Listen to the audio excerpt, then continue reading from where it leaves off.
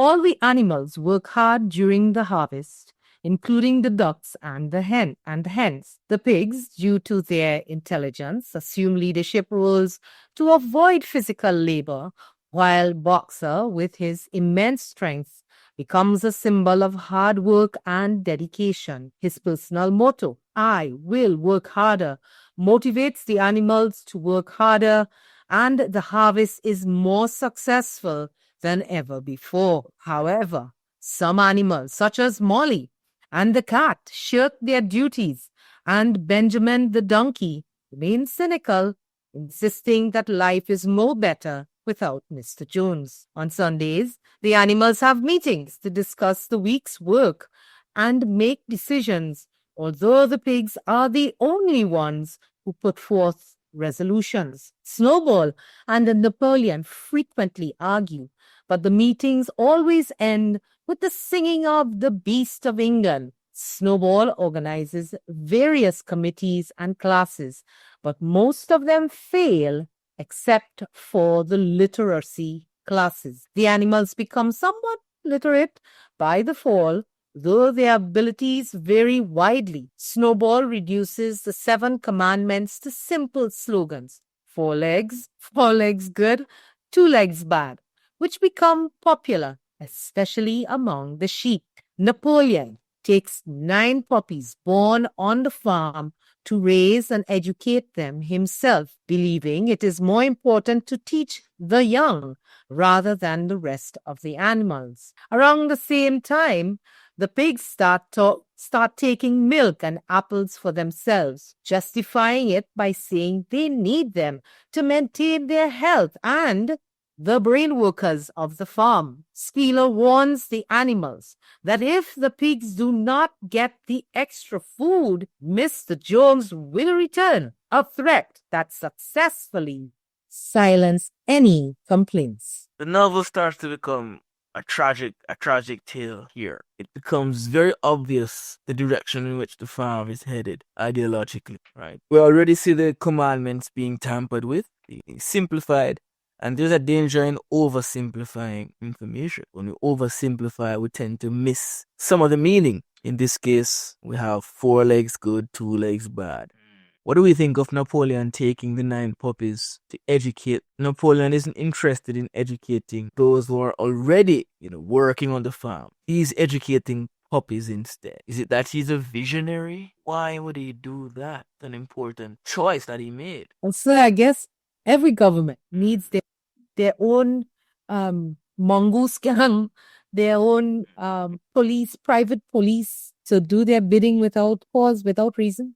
Mm-hmm. And so it's not apparent at the beginning, but it eventually becomes clear that educating these 9 puppies was less about education and more about indoctrination. Maybe no matter how much squealer would be used to brainwash the other animal, it's a different story when you get little kids, at a very young age, and you train them up in your image, you mold them in your image.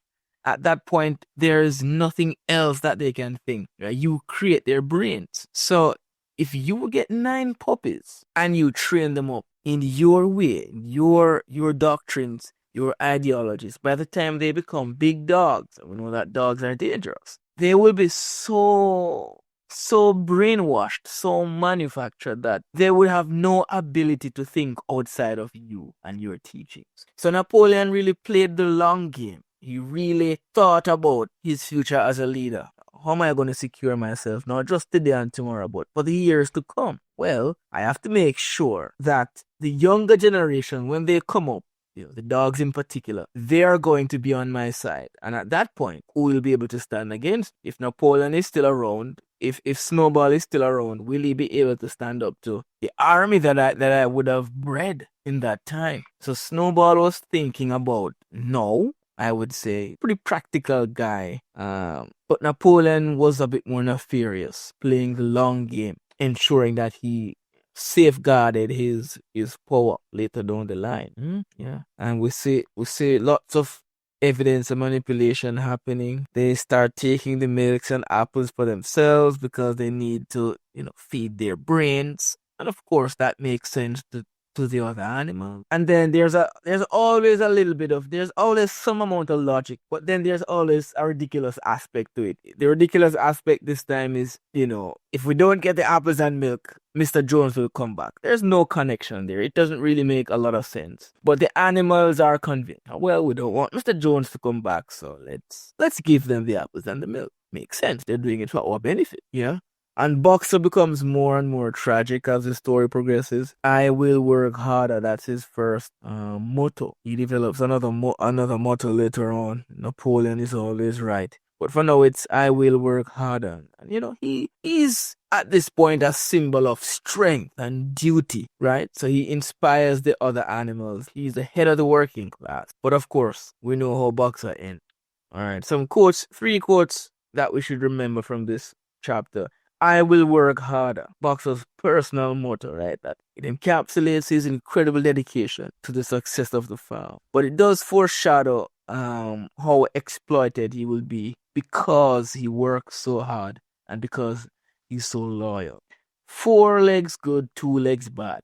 Another easy quote to remember. Easy but important, right? It's a very simple slogan and it becomes the core message of the farm. They have basically broken down the 7 commandments into this one easy phrase for everybody to remember. 4 legs good, 2 legs bad.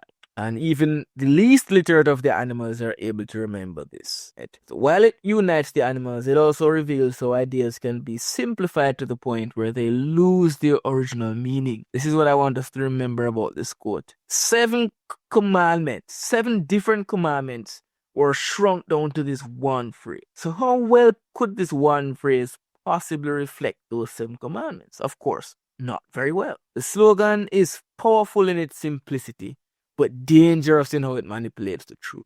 And then another nice quote here: the pigs did not actually work, but directed and supervised the others. And this only gets worse where the pigs separate themselves from the actual labor of the farm. They take more of an admin role, and eventually they just become the kings, and the other animals become the servants, right? And their justification is, well, we don't really have time to do all that physical stuff. We are busy doing the real hard work, which is the thinking. So when you have people who are thinking on your behalf, that becomes one of the deals. Any other quotes that we might want to keep in mind from chapter 3? I just narrowed it down to these 3. You can just skim through the chapter and see if there's any quote that stands out, any line. Ooh, I see another juicy line. See another really interesting.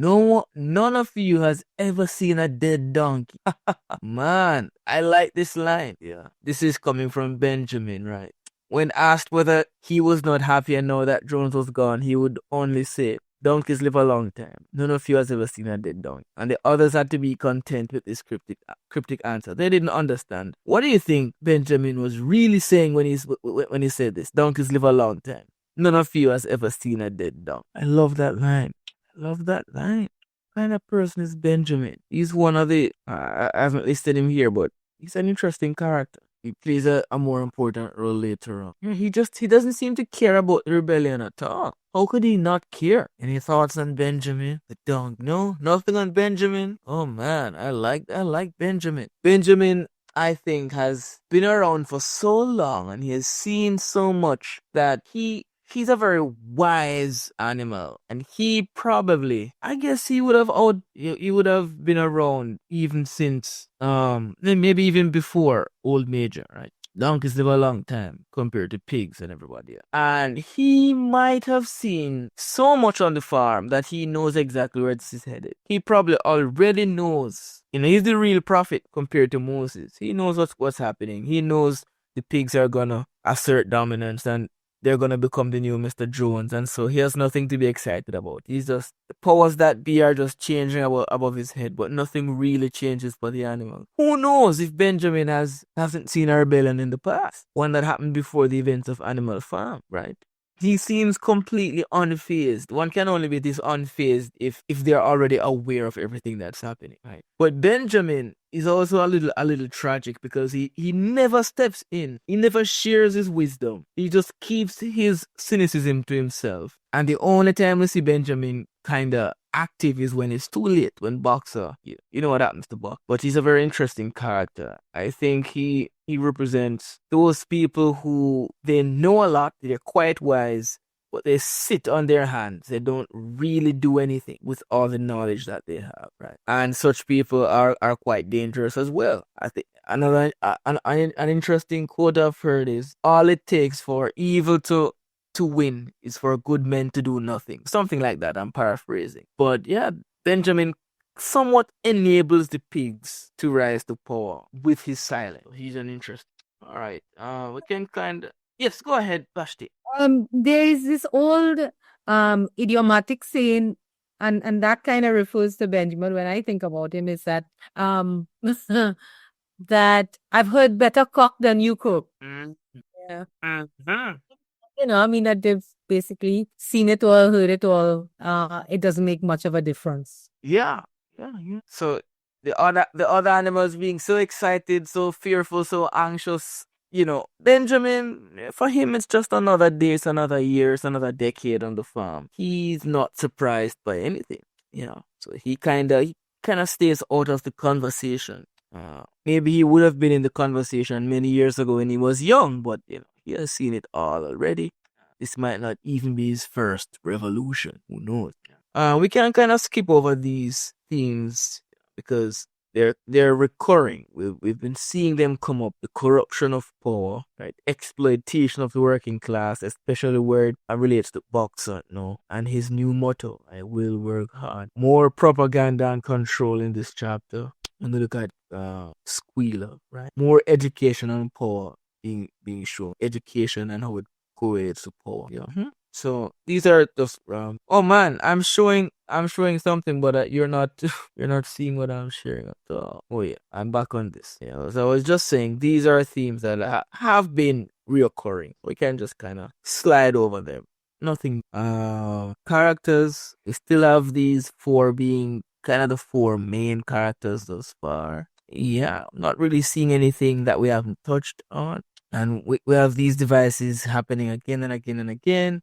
Irony, the iron of the animal situation begins to surface as the pigs start to act in ways that mirror the oppressive behavior of humans. So it's ironic that pigs decided, yes, let's overthrow the humans. Let's do nothing like the way humans do them, but they're becoming more human-like. We have some critical foreshadowing in the fact that Napoleon decided to take the puppies and raise them himself, right? And this foreshadows the creation of his private security force, which will play a critical role in him maintaining his spirit. And we already know about Boxer's symbolism, symbolizing the hardworking but naive working class. So let's call it that.